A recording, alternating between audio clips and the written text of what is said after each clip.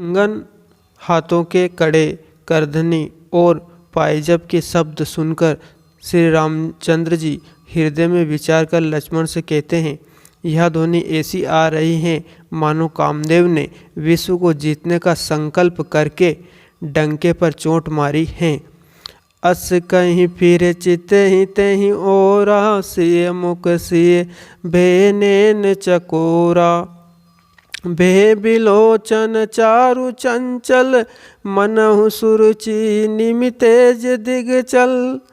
ऐसा कहकर श्री राम जी ने फिरकर उस ओर देखा श्री सीता जी के मुख रूपी चंद्रमा को निहारने के लिए उनके नेत्र चकोर बन गए, सुंदर नेत्र स्थिर हो गए, टकटकी लग गई, मानो निमि जनक जी के पूर्वज ने जिनका सबकी पलकों में निवास माना गया है।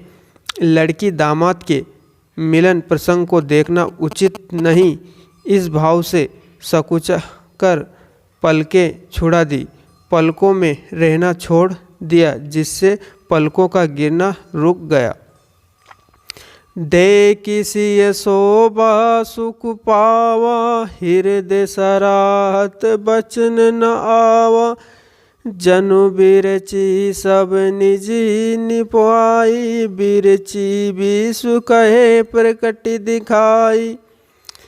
सीता जी की शोभा देखकर श्री रामचंद्र जी ने बड़ा सुख पाया, हृदय में वे अपनी सराहना करते हैं किंतु मुख से वचन नहीं निकलते। वह शोभा ऐसी अनुपम है मानो ब्रह्मा अपनी सारी निपुणता को मूर्तिमान कर संसार को प्रकट करके दिखा दिया हो।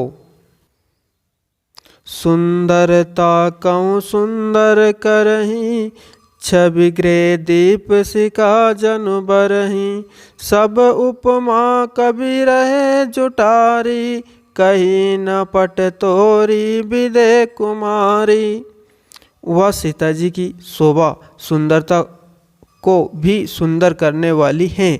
वह ऐसी मालूम होती हैं मानो सुंदरता रूपी घर में दीपक की लौ जल रही हो। अब तक सुंदरता रूपी भवन में अंधेरा था, वह भवन मानो सीता जी की सुंदरता रूपी दीपशिखा को पाकर जगमगा उठा है, पहले से भी अधिक सुंदर हो गया है। सारी उपमाओं को तो कवियों ने जुटाकर रखा है, मैं जनकनंदिनी सीता जी की किससे उपमा दूं। सिय शोभा सिय बरनी प्रभु, अपनी दशा विचारी। बोले सकी मन अनुज संग, सन बचन समय अनुहारी। इस प्रकार हृदय में सीता जी की शोभा वर्णन करके और अपनी दशा को विचार कर प्रभु श्री रामचंद्र जी पवित्र मन से अपने छोटे भाई लक्ष्मण जी से समय अनुकूलन वचन बोले। तात जनक तक नाई यही सोई, धनु यज्ञ तेहि कारण होई। पूजन गौरी सकीले आई, करत परसु फिरे फुलवाई। हे तात, यह जनक जी की कन्या है जिसके लिए धनुष यज्ञ हो रहा है। सखियाँ इसे गौरी पूजन के लिए ले आई हैं। यह फुलवाड़ी में प्रकाश करती हुई फिर रही हैं। जासु बिलोकी अवलोकिक शोभा, सेज पुनित मोर मनु क्षोभा। सो सब कारण जान विधाता, फरहि सुपद अंग सुन भ्राता। जिसकी अलौकिक सुंदरता देखकर स्वभाव से ही पवित्र मेरा मन सूक्ष्म हो गया।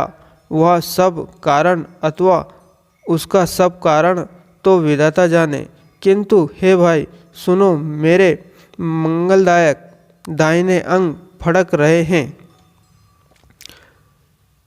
रघुबस ही कर सेज सुभाऊ, मनु कुपत पगुधर न काऊ।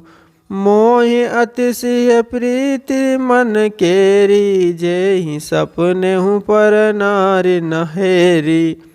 रघुवंशियों का यह सहज जन्मजात स्वभाव है कि उनका मन कभी कुमार्ग पर नहीं रखता। मुझे तो अपने मन को अत्यंत ही विश्वास नहीं है कि जिसके जागृत की कहीं स्वप्न में भी पराई स्त्री पर दृष्टि नहीं डाली। जिनके लही न पुरी रन पीटी, नहीं पावी परति मुटी डीटी। मंगल लेरि न जा जिनके नाही, ते ही नर बर थोरे जग माही। रण में शत्रु जिनकी पीठ नहीं देख पाते, अर्थात जो लड़ाई के मैदान में भागते नहीं, पराई स्त्रियां जिनके मन को और दृष्टि को नहीं खींच पाती हैं, और भिखारी जिनके यहाँ से नहाई नहीं पाते, हाथ अर्थात खाली हाथ नहीं लौटते। जैसे श्रेष्ठ पुरुष संसार में थोड़े हैं। करत बत कहीं अनुज सम सन महिषीय रूप लोभान। मुख सरोज मकरद छवि करही मुदप उपान।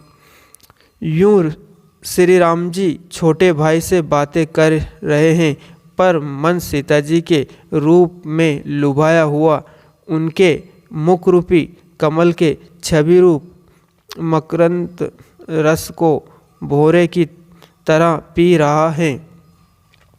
चित्तवती चकित चहु दिशा सीता, कहीं गए निप्र किशोर मनु चीता।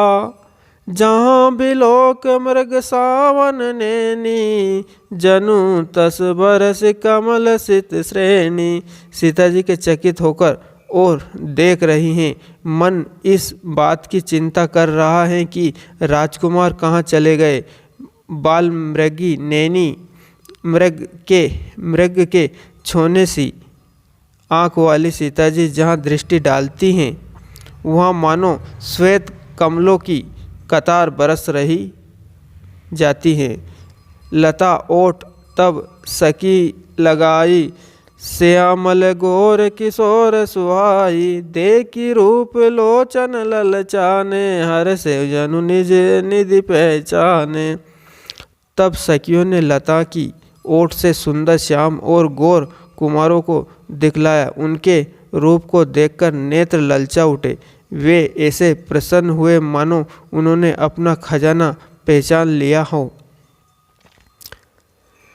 थके नैन रघुपति छवि देखी, पलक